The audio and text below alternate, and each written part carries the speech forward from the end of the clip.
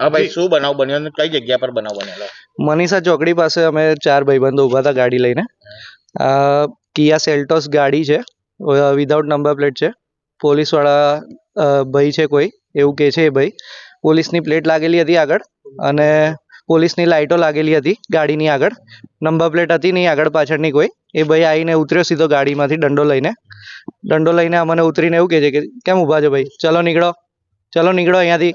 નીકળશો કે ગાળો ખાશો, કે દંડાવારી કરું હમણાં. સીધું આવીને એ જ બોલવાનું ચાલુ કરી દીધું. અમને પહેલાં એવું લાગ્યું કે કોઈ પોલીસવાળા ભાઈ હશે. 11:30નો ટાઈમ હતો, એટલે અમે વિચાર્યું કે ચલો જઈએ, વાંધો નહીં.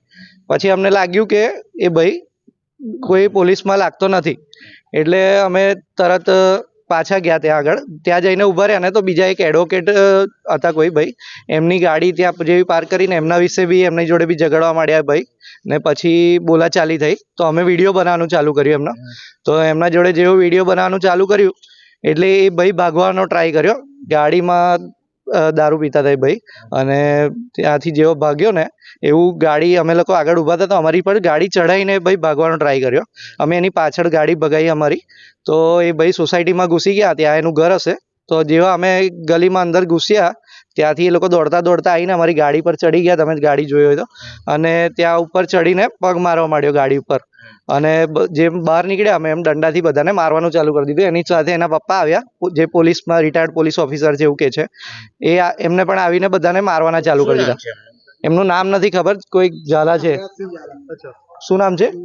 યુવરાજસિંહ ઝાલા નામ છે એમનું, જે પોલીસમાં હતા પહેલા.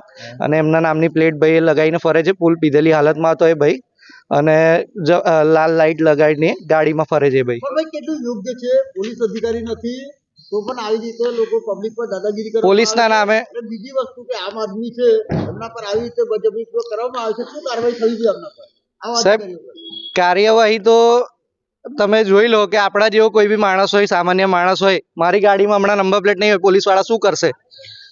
મેં અત્યારે કોઈને મારીને ભાગ્યો હોત તો મને તો મારીને પોલીસવાળા લાવ્યો હોત, મારો વરઘોડો નીકળ્યો હોત અહીંયા. આજે હું પીધેલી હાલતમાં અહીંયા કોઈને મારીને આવ્યો હોત ને તો મારો પોતાનો વરઘોડો કાઢ્યો હોત આ લોકોએ.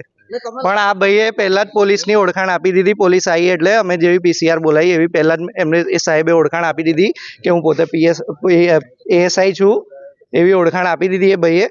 એમાં પોલીસે કોઈ કાર્યવાહી એવી કરી નથી જેવી અમારે જોઈતી હતી.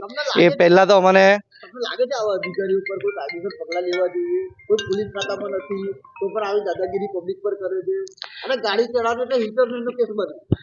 કાર્યવાહી થવી જોઈએ, પૂરેપૂરી કાર્યવાહી થઈ જોઈએ. પહેલા તો એ ભાઈ પીધેલા છે તો એમનો જે બી ટેસ્ટ થવો જોઈએ એ પહેલા થવો જોઈએ, જે અમે ક્યારનું કીધું છે પોલીસ સ્ટેશનમાં, પણ કોઈ જાતની એક્શન લેવામાં આવી નથી હજી.